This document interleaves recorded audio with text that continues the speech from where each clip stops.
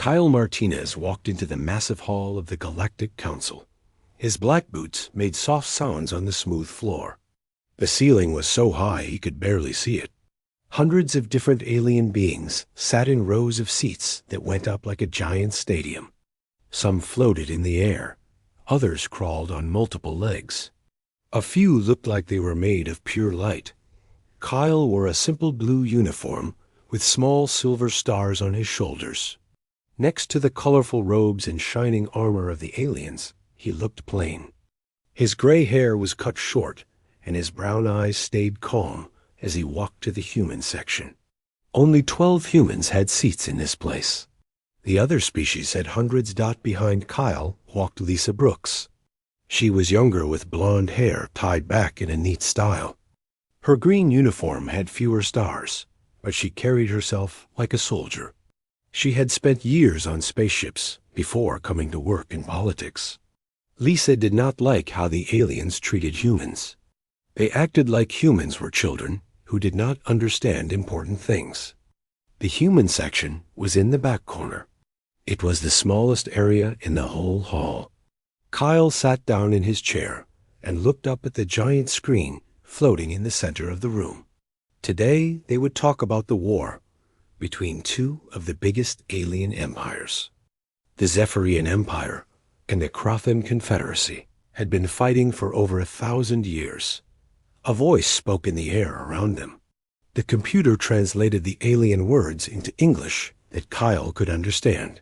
The Council will now hear proposals to end the conflict in the Vega sector. General Vexstar stood up from his seat near the front. He was a Crothan, which meant he looked like a giant lizard covered in green scales. His teeth were sharp, and his yellow eyes glowed in the light. When he spoke, his voice sounded like rocks grinding together. The Crothan Confederacy has defended itself against Zephyrian attacks for 300 cycles, he said. We demand they pull back their fleets and pay for the damage they have caused. Many Crothan in the hall made hissing sounds to show they agreed. Their scales changed color from green to red when they got excited. On the other side of the hall, the Zephyrians responded. They did not have solid bodies like humans or Crothan. Instead, they looked like clouds of glowing gas that changed shape. Their leader was named Zarthul. When Zarthul spoke, the gas cloud pulsed with different colors. The Confederacy lies, Zarthul said. His voice sounded like wind blowing through trees. They attacked our mining colonies first. We only defended ourselves. The Crothan are the ones who should pay. The two sides had been saying the same things for hundreds of years. Kyle had read all the reports. Neither side wanted to give up. They just wanted to keep fighting until the other side was destroyed. Other aliens began to speak. The Andromedans looked like tall gray beings with big black eyes. They wanted both sides to pay them money to stop fighting. The Helix Confederation was made up of metal robots. They said the war was inefficient and should end immediately. The Void Walkers were so strange that humans could not even see them properly. They existed in different dimensions and only appeared as moving shadows. All of these species had technology that was far ahead of humans. Their spaceships could travel between stars in days instead of months. Their weapons could destroy entire planets. Their computers could think faster than any human brain. They had been exploring the galaxy for thousands of years, while humans had only left Earth 50 years ago. This was why most aliens did not take humans seriously. To them, humans were like babies who had just learned to walk. Human spaceships were slow and clunky. Human weapons were weak. Human technology was simple and old-fashioned. Kyle listened to the arguments for 2 hours. Finally, the chief administrator called for new ideas. The chief administrator was a being called a nexus. It looked like a giant brain floating in a clear container filled with blue liquid. Thin wires connected it to computers all around the hall. Does any member have a new proposal? The chief administrator asked. Kyle stood up. The hall became quiet. Hundreds of alien eyes, sensors, and energy fields turned to look at him. He felt very small in that huge space. The human delegation requests permission to speak. Kyle said. General Vexstar made a sound like laughing, but it was not a happy laugh. The humans want to speak? Your species has been part of this council for less than 50 standard cycles. What could you possibly know about conflicts that began before your civilization existed? Several Crothin made hissing sounds that meant they were amused. The Zephyrians pulsed with colors that showed they thought this was funny too. Lisa felt her hands tighten into fists. She had served on the human ship called the Endeavor when Crothin pirates attacked a human colony. She had seen what their plasma weapons could do to human cities. But she had also seen human soldiers fight back with weapons the aliens thought were toys. Perhaps the general should let Ambassador Martinez speak, Lisa said. Her voice was calm, but there was steel in it. More aliens made sounds of amusement. To them, the idea that humans could help solve galactic problems was like asking a child to fix a broken spaceship engine. Zarthil pulsed with bright colors. The young species thinks it can help empires that ruled the galaxy before their star was born. How interesting. Kyle had expected this reaction. For 5 years, he had sat in this hall and watched the aliens treat humans like they were not important. Every time humans tried to suggest something, the aliens would laugh or ignore them. They acted like humans were pets that had learned a cute trick. But Kyle knew something the aliens did not know. He knew about the ships waiting in Earth's orbit. He knew about the weapons that human engineers had been building in secret. He knew about the tests that had been done far from alien sensors. Most importantly, he knew that sometimes the old ways of doing things worked better than the new ways. Distinguished members of the council, Kyle said, humanity offers a simple solution to the conflicts that have torn this galaxy apart for centuries. We propose a demonstration of unity, a joint military exercise that will show the galaxy that different species can work together against common threats. The hall erupted in sounds from dozens of different species. Some aliens made clicking noises. Others buzzed like giant insects. A few roared like angry animals. But Kyle could tell that most of them were laughing. An Andromedan delegate stood up. His name was Colvin, and he was over 800 years old.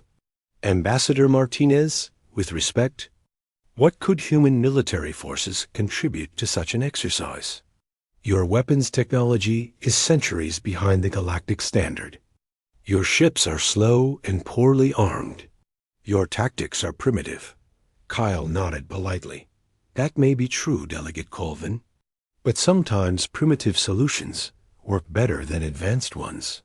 General Vexstar's scales turned a darker shade of green, which meant he was getting angry.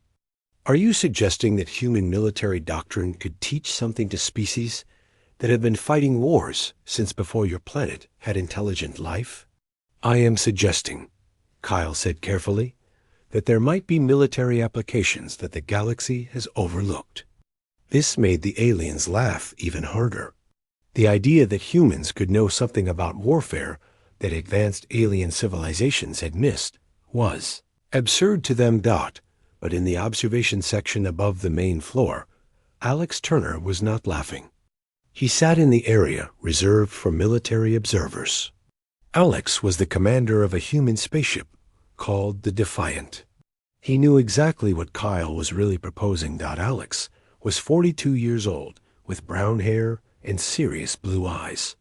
He had fought in 3 different wars before humans joined the Galactic Council.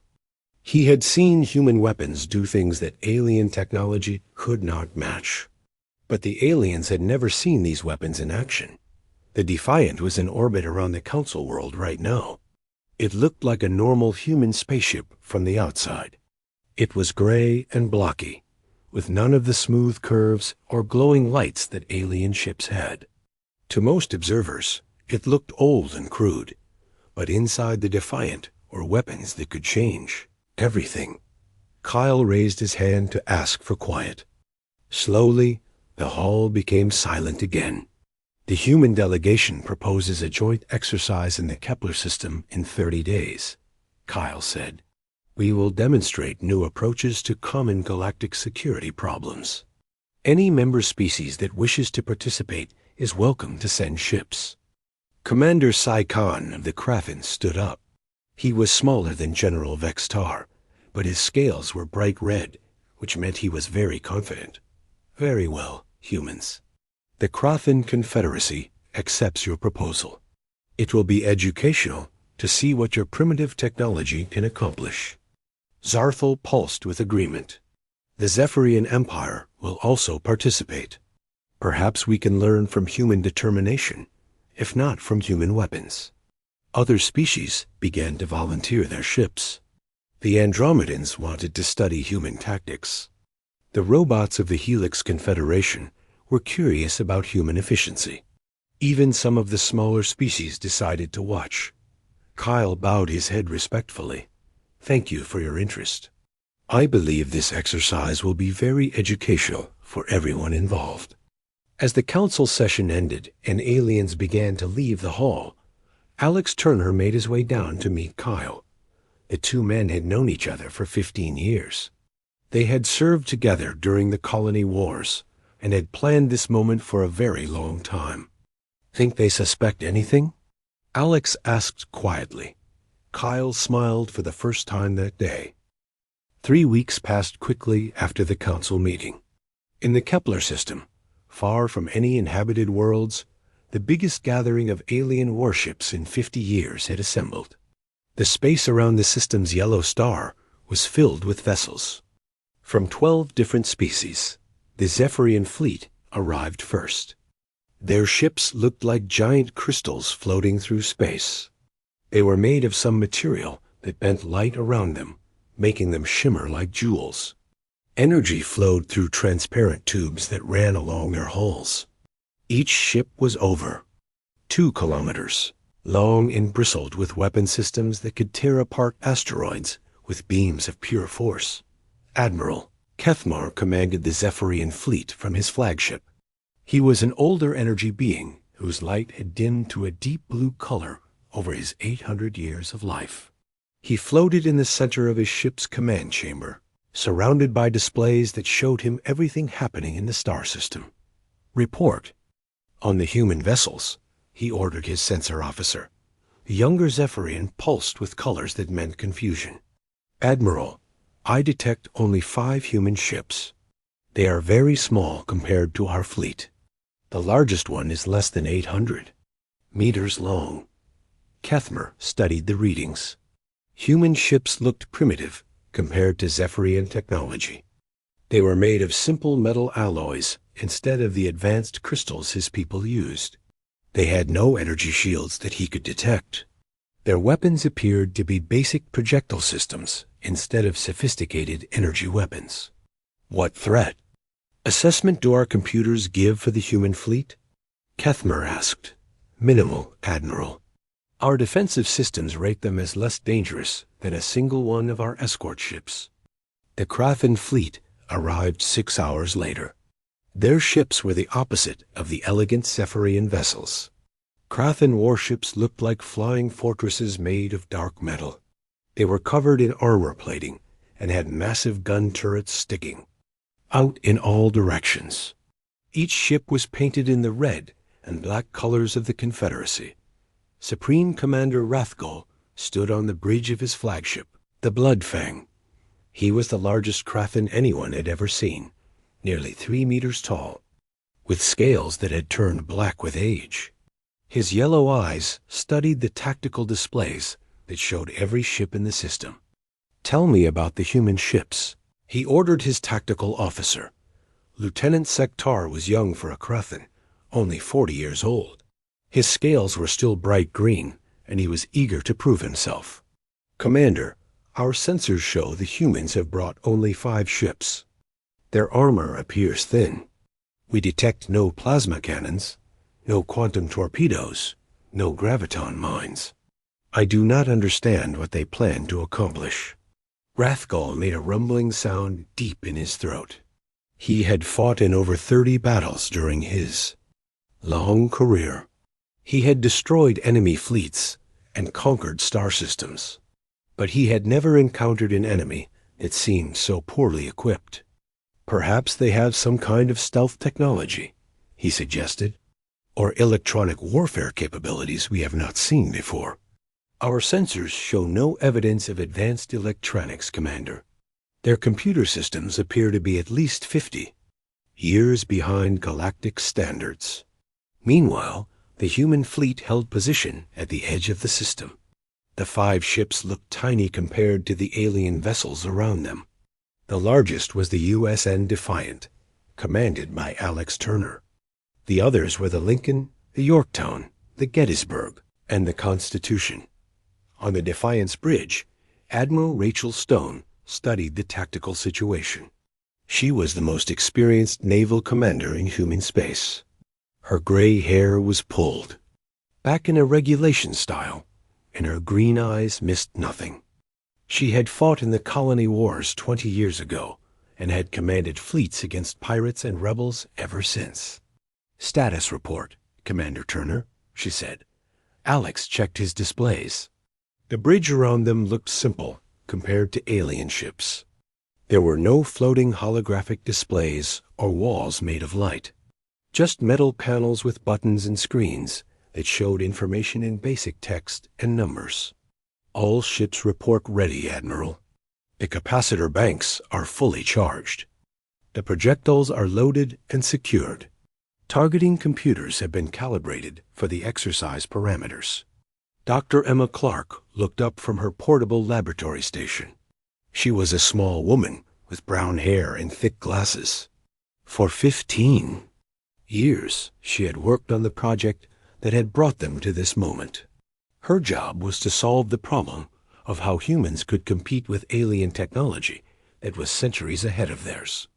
"The mathematical calculations are complete," Emma reported. "We have run the targeting equations 47 times.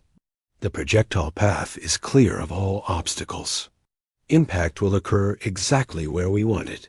What the aliens did not know was that the human ships had been built specifically for this demonstration. From the outside, they looked like normal human vessels. But inside, they contained technology that no alien had ever seen before. The Defiant's main weapon ran almost the entire length of the ship. It looked like 2 metal rails placed parallel to each other. Between the rails sat a tungsten rod about the size of a telephone pole. The rod weighed exactly 200 kilograms and had been machined to perfect specifications. Gunnery. Sergeant Pete Rodriguez supervised the weapon system from the Defiant's armory. He was a career soldier who had joined the human military 25 years ago. His job was to make sure the railgun worked perfectly when the time came. Final systems check. Pete ordered his crew. Corporal Amy Chun worked at a control panel covered with warning lights and safety switches. She was the youngest member of the weapons team, but she knew the railgun system better than anyone except Pete himself. "Electromagnetic field generators are operating at full power," Amy reported. "Capacitor banks show 100% charge. Safety interlocks are engaged. The projectile is secure and ready for launch." Pete nodded. The railgun was the result of decades of human research and development. While other species had focused on energy weapons and exotic physics, humans had perfected the art of throwing objects very, very fast. The principle was simple. Electricity flowed through the rails and created a powerful magnetic field. The tungsten rod sat between the rails and acted like the armature in an electric motor. When the system activated, the magnetic forces would accelerate the rod down the length of the rails and shoot it out into space at tremendous speed. What made the weapon special was not complexity, but efficiency. There were no exotic particles to contain, no quantum fields to maintain, no antimatter to store safely. Just electricity, magnetism, and a chunk of metal. Captain John Hayes commanded the Lincoln from his bridge chair. His ship carried a similar railgun system, though not as powerful as the one on the Defiant. John was a veteran of the Merchant, Marine who had been called into military service when humans first encountered hostile aliens. Communications. Are you monitoring the alien command frequencies? John asked. Lieutenant Karen White sat at her station with headphones on. She spoke 6 different alien languages and could understand the computer translations of a dozen more. Yes, sir. They are still discussing our capabilities. The Zephyrians think we might have some kind of cloaking device. The Kraken believe we are going to use ramming attacks. John smiled. Both guesses were wrong, but they showed how little the aliens understood human thinking. Humans had always been good at finding simple solutions to complex problems. On the Zephyrian flagship, Admiral Kethmer was growing impatient. When will the humans begin their demonstration? His tactical officer pulsed with uncertainty. They have requested that we position the target vessel at coordinates 77 Alpha. They say they need 40,000 kilometers of clear space. Around it, 40,000 kilometers? Kethmer was surprised. That is an enormous distance. What kind of weapon needs such a long range? The target was an old Kraken battleship that had been retired from service. It was 3 kilometers long and covered in the heaviest armor that Kraken technology could produce.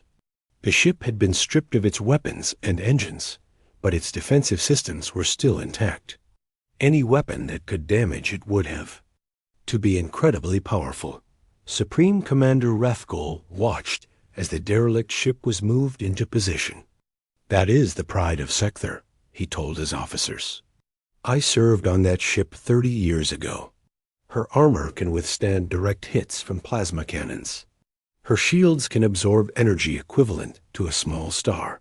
What do the humans think they can do to such a vessel? Asked Lieutenant Sektar. Perhaps they plan to demonstrate their bravery by attacking something they cannot harm, Rathgol replied. It would be foolish, but humans are known for foolish courage. Back on the Defiant, Dr. Emma Clark made final adjustments to her calculations. She had to account for the gravity of the system's planets, the solar wind from the star, and even the tiny effects of relativity at the speeds they were planning to achieve. The target is in position, she announced. All variables have been calculated. We have a clear shot. Admiral Stone looked around the bridge at her crew. These men and women had trained for this moment for 2 years. They knew that what happened in the next few minutes would determine humanity's place in the galaxy for generations to come. This is it, she said quietly. Everything changes after this shot. Alex Turner checked his console one more time. The alien fleets were positioned to get the best view of the demonstration. The joint military exercise began exactly at noon, Galactic Standard Time. Admiral Kethmer gave the first demonstration from his crystal flagship. The Zephyrian vessel moved through space like a living thing, its transparent hull glowing with internal energy. Commence firing sequence, Kethmer ordered, the ship's main weapon charged with a sound like singing crystal. Energy flowed through the transparent tubes that ran along the hull, gathering at the ship's bow where a massive focusing array waited. The weapon built power for 30 seconds before releasing a beam of pure force that could be seen across the entire star system. The energy beam struck a target drone and turned it into glowing vapor in less than a second. The blast was so bright that observation screens automatically dimmed to protect viewers' eyes. When the light faded, nothing remained of the target except expanding gas and radiation. On the human ships, the crews watched with professional interest. The Zephyrian energy weapons were indeed impressive. The beam had traveled at light speed and carried enough power to destroy a small asteroid. Beautiful, Dr. Emma Clark said from her station on the Defiant. Pure energy conversion with minimal waste heat. Their focusing systems are at least 50 years ahead of anything we could build. Admiral Stone nodded. But how long does it take to recharge?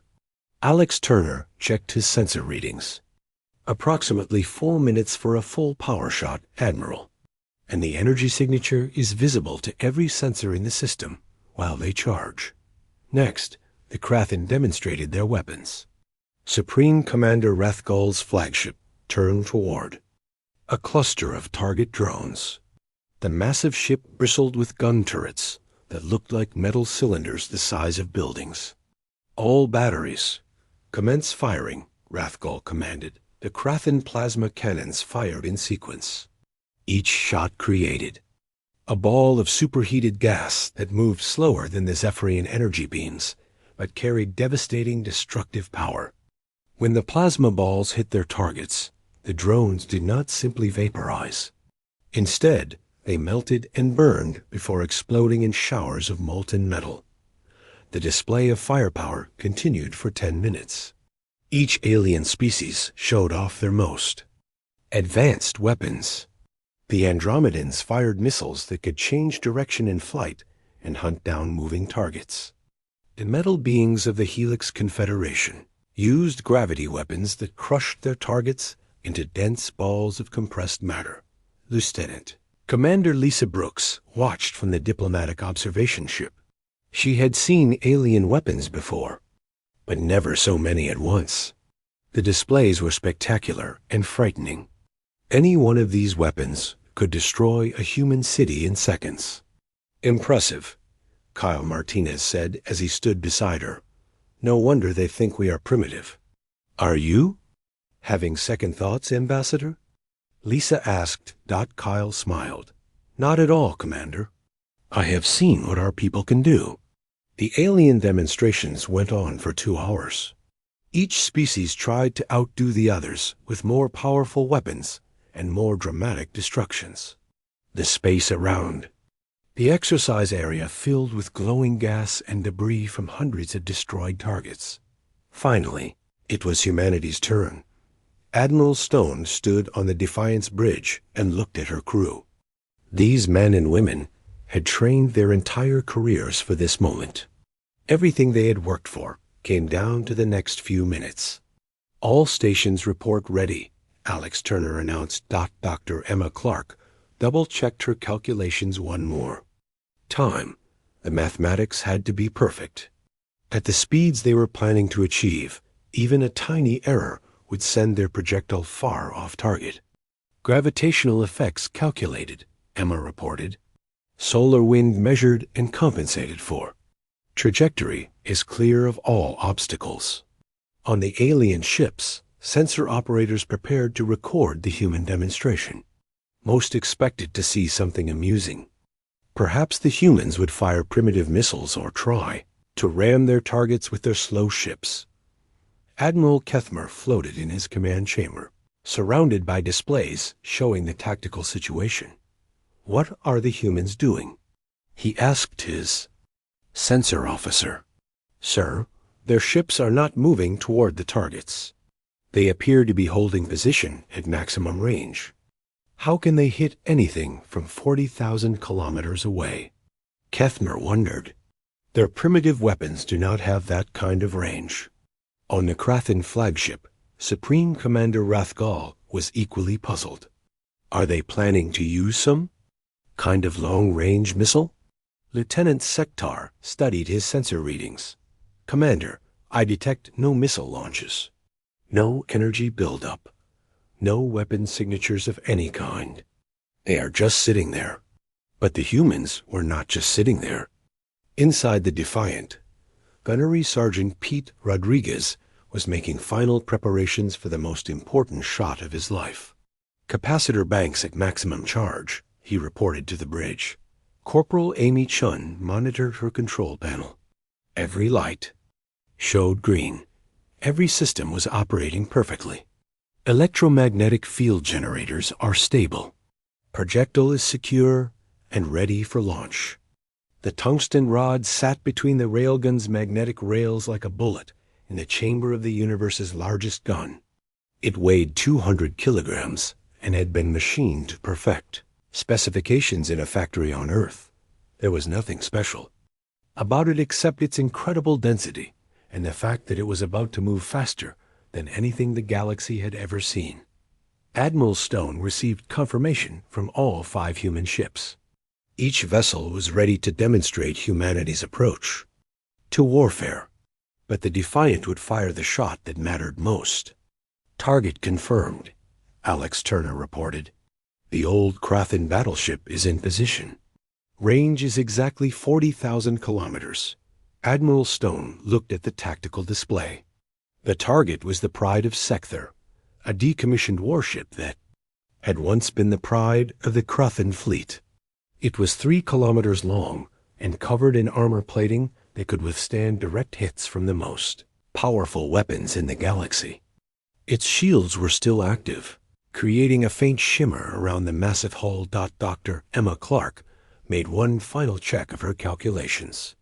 She had spent 15 years developing the mathematics needed for this moment. Every variable had been measured. Every force had been calculated. The trajectory was perfect. "All calculations confirmed," she announced. "We have a clear shot." Admiral Stone took a deep breath. In her 50 years of military service, she had never faced a moment more important than this one. The future of humanity in the galaxy depended on the next few seconds. "Sergeant Rodriguez," she said quietly, "you may fire when ready." In the Defiant's weapons bay, Pete Rodriguez placed his hand on the firing control. The railgun had been charging for the past hour, storing electrical energy in massive capacitor banks. When he pressed the button, all that energy would discharge in a fraction of a second. The tungsten rod would accelerate down the length of the rails, gaining speed with every meter. By the time it left the ship, it would be moving at 12% of the speed of light. At that velocity, the kinetic energy would be enormous. Pete had done the calculations himself. The projectile would hit with the force of a small nuclear weapon, but there would be no radiation, no heat signature, no energy bloom that enemy sensors could detect. Just a chunk of metal moving very, very fast. "Firing," Pete announced. He pressed the button. The railgun discharged with no visible flash, no thunderous roar, no dramatic energy beam. In the vacuum of space, there was no sound at all. The tungsten rod simply vanished from the weapon's chamber, accelerated to impossible speed by forces that had been known to humans for centuries. On the alien ships, sensor operators watched for some sign of human weapons fire. They saw nothing. No energy signatures, no missile launches, no projectiles on their screens. "What are they doing?" Admiral Kethmer demanded. "I detect no weapons fire from any human vessel." His sensor officer pulsed with confusion. "Sir, I show no change in their status, no energy discharge, no projectile launches, nothing." The tungsten rod crossed the 40,000 kilometers between the Defiant and its target in 3,000ths of a second. It was invisible to most sensors because it was not powered, not guided, and not transmitting any kind of signal. It was just a piece of metal moving through space, but it was moving at 36,000 kilometers per second. Captain John Hayes watched from the Lincoln's bridge. He had seen railgun tests before, but never at this scale. "Impact in 3 seconds," he announced to his crew. On the diplomatic observation ship, Kyle Martinez stood with his hands behind his back. Lisa Brooks stood beside him, her face calm, but her heart racing. Everything they had worked for came down to this moment. 2 seconds, Kyle said quietly. Dr. Emma Clark held her breath as she watched the tactical display. Her calculations had to be perfect.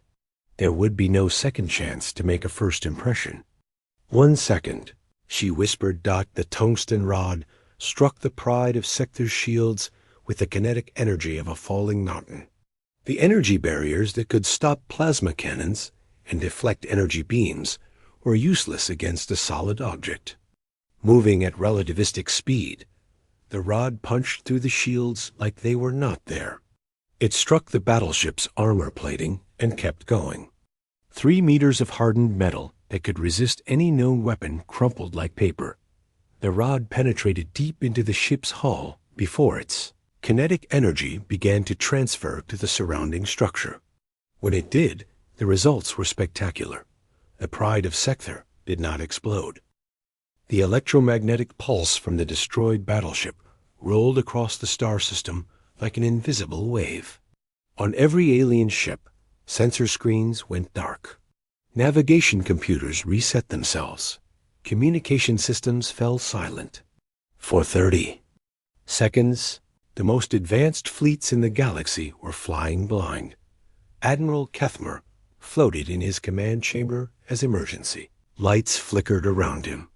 His ship's crystal hull, which normally glowed with steady energy, now pulsed with random colors as its system struggled to reboot. Report, he demanded as soon as his communications came back online. His sensor officer was a young Zephyrian named Vel-Tosh. His energy field flickered rapidly with panic as he tried to make sense of his readings. Admiral, the Pride of Sector has been completely destroyed. I am detecting an expanding debris field with high levels of radiation and electromagnetic interference. What weapon could cause such destruction? Kethmer asked. Vel-Tosh checked his instruments again, hoping he had made an error. Sir, I detect no energy discharge from any human vessel. No plasma signatures, no quantum distortions, no graviton emissions. The target appears to have been destroyed by kinetic impact. Kinetic impact? Kethmer's energy field dimmed with confusion. You mean something hit it? Yes, Admiral. But I cannot determine what. The projectile moved too fast for our sensors to track. Impact velocity appears to have been approximately 12% of light speed. Kethmer was silent for a long moment. In 800 years of life, he had seen every type of weapon known to galactic science. Energy beams, plasma cannons, quantum torpedoes, graviton bombs. But he had never heard of a kinetic weapon that could accelerate projectiles to such incredible speeds. On the Krafen flagship, Supreme Commander Rathgol stared at the tactical display in disbelief. The Pride of Sector had been his first command 60 years ago. He knew every meter of that ship. Her armor could stop plasma cannons. Her shields could absorb energy equivalent to a small star. She had survived dozens of battles and countless attacks. Now, she was nothing but scattered debris and cooling gas.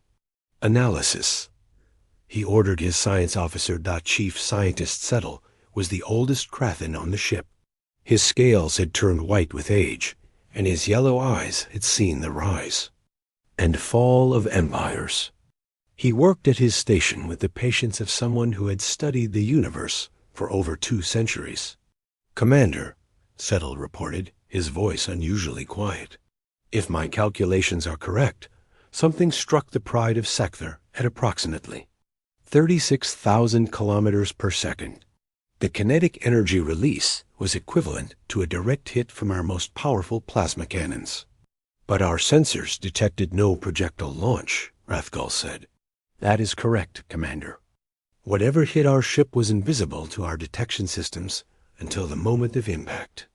Rathgol's claws scraped against his command chair. How is that possible? I believe, Settle said carefully, that the humans fired a solid projectile, with no guidance system, no power source, and no electronic signatures. It would be undetectable by conventional sensors. The idea seemed impossible to Rathgol. Every weapon he had ever encountered used some form of energy. Plasma, lasers, particle beams, quantum fields. The concept of throwing a simple piece of metal at such incredible speeds was beyond his understanding. On the smaller alien ships, confusion reigned. The Andromedan vessels had sophisticated sensor arrays that could detect enemy ships from light years away. But they had recorded nothing except the destruction of the target. Commander G. Kao of the Andromedan science ship studied his readings with growing amazement. His gray skin was covered with moisture, which happened when Andromedans were stressed or confused. The energy release patterns are unlike anything in our databases, he told his crew. There was no antimatter reaction, no fusion explosion, no quantum cascade, just pure kinetic energy transfer. His tactical officer, a younger Andromedan named Lokden, raised his large black eyes from his console. Commander, how could a primitive species achieve such weapon performance? Perhaps, Ziegfeld said slowly, we have been thinking about this problem incorrectly. Meanwhile, on the human ships, the crews watched the alien confusion with grim satisfaction. Admiral Stone stood on the Defiance Bridge as reports came in from across the system. Admiral, Alex Turner reported, all alien fleets have backed away from our position. They are maintaining a distance of at least 20,000 kilometers. Communication traffic? Stone asked. Lieutenant Commander Lisa Brooks monitored the alien channels from her station. Heavy encrypted communications between all fleet commanders. I am detecting what appears to be emergency protocols being activated. Admiral Stone nodded. She had expected this reaction. The alien fleets were trying to understand what they had just witnessed. More importantly, they were trying to figure out if the humans posed a threat to their own ships. Dr. Emma Clark looked up from her analysis station. Admiral, I am monitoring the electromagnetic signatures from the impact site. The kinetic energy release was exactly what we calculated. No variance from our predictions. Excellent work, Doctor, Stone replied. How long before the interference clears completely? Approximately 10 more minutes, Admiral. Then their sensors will be able to get clear readings of the debris field. Captain. John Hayes opened a communication channel from the Lincoln. Admiral Stone, the alien fleets are requesting an explanation of what just occurred. Admiral Stone considered her response carefully. This moment would define humanity's relationship with the galaxy for generations to come. She needed to be clear, direct, and impressive without being threatening. Open a channel to all vessels, she ordered. The communication system connected her to ships from 12 different species. Thousands of alien beings would hear her next words. She stood straight and spoke with the authority of someone who had commanded fleets in combat. To all participating vessels, this is Admiral Rachel Stone of the Human Galactic Fleet. What you have just witnessed was a demonstration of standard human kinetic weaponry. The projectile that destroyed the target contained no explosives, no exotic matter, and no advanced energy systems. It was simply a tungsten rod accelerated to high velocity. The response was immediate. Every alien communication channel erupted with voices as translators, struggled to convert the dozens of different languages being spoken at once. Kyle Martinez had been waiting for this moment. He opened his own communication channel from the diplomatic vessel. Distinguished colleagues, I believe some explanation is in order. Admiral Kethmer was the first to respond. His energy field pulsed with urgent colors. Ambassador Martinez, are you claiming that humans can accelerate solid projectiles to 12% of light speed? That is correct, Admiral, Kyle replied. Calmly, the weapon system is called a railgun. It uses electromagnetic fields to accelerate projectiles down a series of conductive rails. Supreme Commander Rathgul's voice came through the speakers with barely controlled anger. You destroyed a Krathan battleship with a piece of metal? A very fast piece of metal, Kyle corrected. Speed equals energy, Commander. At sufficient velocity, even simple materials become devastating weapons. Dr. Emma Clark activated her own communication system. As the project's chief scientist, she felt obligated to provide technical details. The physics are quite straightforward. Kinetic. Energy equals 1/2 mass times velocity squared. When velocity approaches relativistic speeds, the energy becomes enormous. An Andromedan voice joined the conversation. Dr. Clark, what is the maximum range of these weapons? Emma smiled as she answered. limited only by our targeting computers and the curvature of space-time itself. A railgun projectile will travel in a straight line until it hits something or is affected by gravity. The implications of her statement sent shockwaves through the alien fleets. Energy weapons have limited range because their beams dispersed. Over distance, missiles could be intercepted or jammed. But a solid projectile traveling at near light speed could potentially cross an entire star system. Commander Zeke Val of the Andromedan science vessel asked the question that was on everyone's mind. How do you defend against such weapons? There was silence on the human channels for several seconds. Finally, Admiral Stone answered, "You don't. Kinetic projectiles at these velocities cannot be stopped by energy shields. They move too fast for point defense systems to target. The only defense is not to be where they are aimed." On his flagship, Admiral Kethmer processed this information with growing alarm. Zephyrian military doctrine was based on energy shields and superior firepower. Their ships were designed to absorb massive amounts of energy and return devastating attacks. But none of their defenses would work against chunks of metal moving at 12% of light speed. "Admiral Stone," he said carefully, "how many of your ships carry these weapons?" "All of them," Stone replied simply. The alien fleets fell silent. As the implications sank in, the humans had not brought 5 ships to demonstrate their primitive technology. They had brought 5 weapons platforms that could destroy any target in the star system without warning. Supreme Commander Rathgall was the first to break the silence. "What are your intentions, Admiral Stone?" Admiral Stone had been preparing for this question since the moment she took command of the human fleet.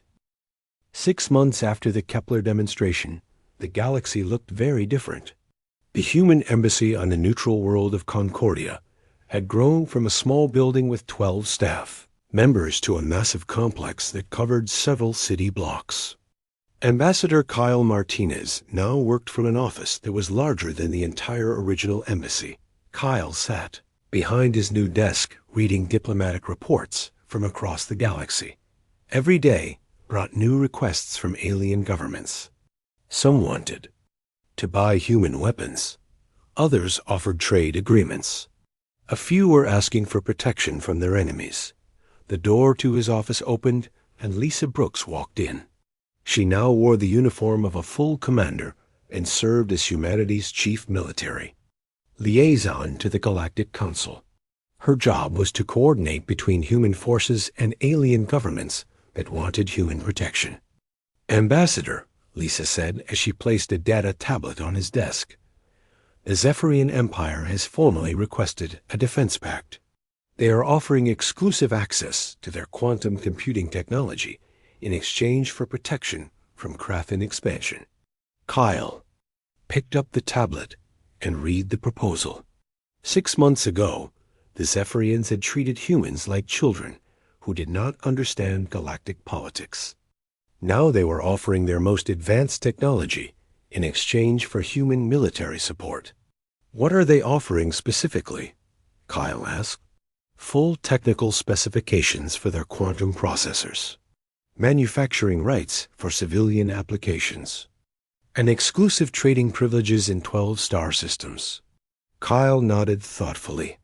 The quantum technology alone was worth billions of human credits. But accepting the agreement would make humanity responsible for protecting Zephyrian space from attack. What is the Krathan response to this proposal? Lisa smiled grimly. Supreme Commander Rathgall has requested an urgent meeting with Admiral Stone. Intelligence reports suggest they are prepared to offer significant territorial concessions in exchange for non-aggression guarantees. The irony was not lost on Kyle. 6 months ago, both empires had been fighting a war that had lasted for centuries. Now they were competing to see who could offer humanity better terms for peace. Admiral Rachel Stone had been promoted to head of the new Galactic Defense Command. Her headquarters was a space station in orbit around Earth that coordinated human military forces across known space. She now commanded not 5 ships, but 47 vessels equipped with the latest railgun technology. Stone stood in her command. Center watching displays that showed human ships scattered across the galaxy. Each green dot represented a vessel that could destroy any known target within 40,000 kilometers. The aliens had learned to give human ships a very wide berth. Commander Alex Turner entered the command center carrying a status report. He now wore the insignia of a full captain and commanded the 3rd Human Fleet from his flagship, the new USN Defiant II. Admiral, Alex reported, the Andromedan Collective has made another offer for civilian railgun technology. They are willing to provide enough rare earth elements to build 1,000 new ships. Stone studied the offer on her display screen. The Andromedans were known for their advanced manufacturing capabilities. An alliance with them could accelerate human expansion across the galaxy. What would they do with civilian railguns?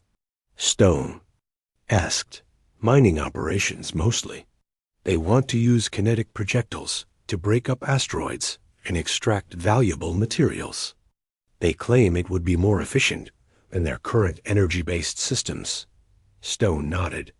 Civilian applications for railgun technology were appearing everywhere. The same physics that made the weapons so devastating also made them useful for construction, mining, and transportation. Several alien species were discovering that sometimes simple solutions worked better than complex ones. Dr. Emma Clark had become the most famous scientist in human space. Her research team now occupied an entire laboratory complex on Earth where they worked on improving railgun technology.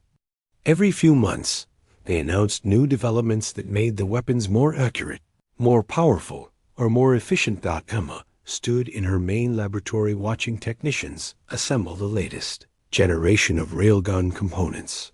The new systems could accelerate projectiles to 15% of light speed and had enough computer processing power to hit targets at ranges exceeding 100,000 kilometers.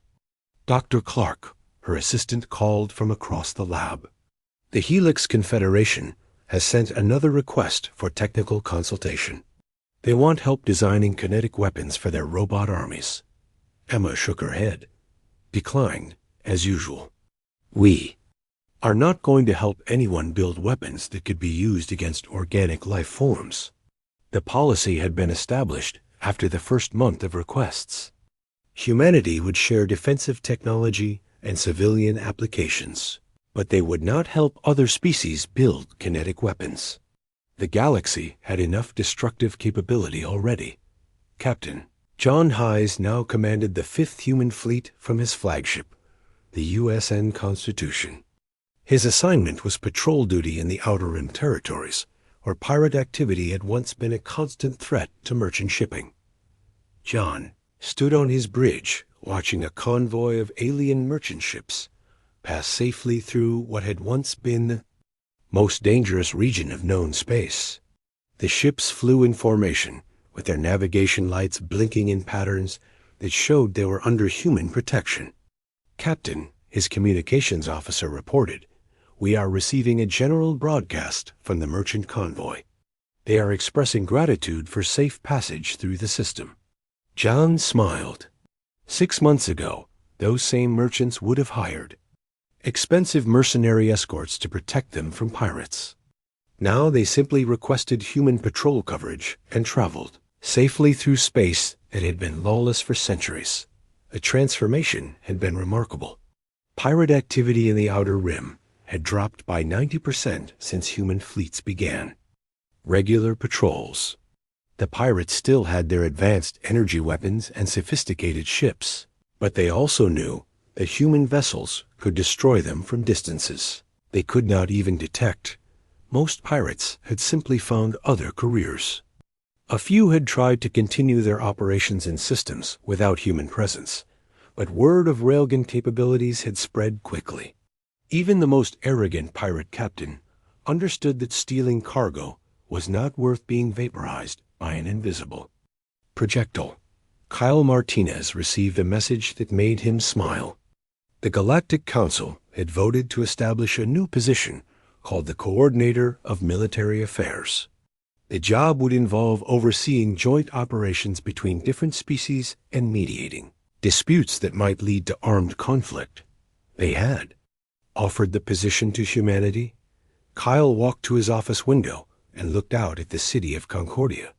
6 months ago, the few humans on this world had been treated as curiosities. Now human diplomats, military officers, and technical advisors could be seen throughout the city. Alien children pointed at humans in the streets and asked their parents about the species that had railguns. The change in alien behavior was remarkable. Species that had ignored humanity for decades now studied human culture with desperate intensity. Human languages were being taught in alien schools. Human customs were being analyzed by alien anthropologists. Human music and art were becoming popular across the galaxy. But it was not just cultural interest. The aliens were trying to understand how a species they had dismissed as primitive had developed such devastating military technology. They wanted to know what other surprises humanity might have in store. The answer, Kyle knew, was simple. Humans approached problems differently than other species. Where aliens saw the need for more advanced technology, humans looked for simpler solutions. Where aliens built complex systems with exotic physics, humans perfected basic principles. That had been known for centuries. Admiral Stone received a report that pleased her greatly. The hegemony wars, which had raged between various alien factions for over 200 years, were officially ending. The peace treaty would be signed in 3 weeks, and both sides had requested human observers to ensure compliance. The wars were ending not because anyone had won, but because all sides now understood that continued fighting was pointless. Human railgun technology had made traditional military tactics obsolete. Energy shields were useless. Massive battle fleets were just expensive targets. The entire foundation of galactic warfare had crumbled. Dr. Emma Clark published a research paper that was read by scientists across the galaxy. The paper explained the basic physics behind kinetic weapons and demonstrated why simple solutions often worked better than complex ones. The paper became the most translated document in galactic history. In the paper, Emma wrote something that became famous throughout. Known space. The universe does not care how advanced your technology is. Physics is the same everywhere. Mass times velocity squared will always equal energy, regardless of whether the projectile comes from a primitive railgun or an exotic quantum launcher. The statement became known as Clark's Law, and it was taught in schools across the galaxy. 6 months after one tungsten rod had destroyed a single battleship, the balance of galactic power had completely shifted. Humanity had gone from being the junior members of galactic civilization to being the most feared and respected military force in known space. But the transformation was not just military.